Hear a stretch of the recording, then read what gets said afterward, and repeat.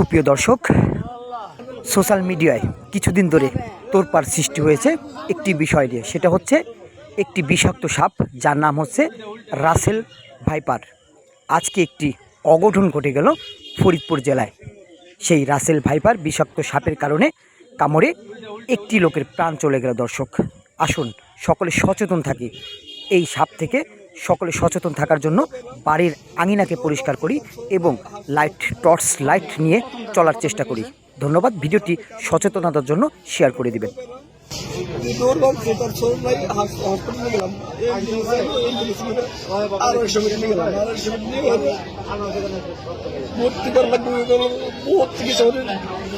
আধা ঘন্টা কারাই হলো, কারাই হলে তারপরে ভর্তি করলো, ভর্তি করে তার ছিপ দিল, ছিপ দিয়ে তারপরে রাজরা আসে না, দেহে না, মানে গুরুত্ব নাই আমরা পাইনি। ঠিক আছে, তারপরে কি রক্ত পরিষ্কার টেস্ট করে লাগবো, আবার বলে বড় ডাক্তার হসপিটালই নাই, বড় ডাক্তার কাছে আমরা ফোন দিব, শুনবো, তারপরে আমরা বলবো। বুঝছেন, এই কথা বলার পর তখন আমাকে আরো যেন আইডিয়া হলে দেয়।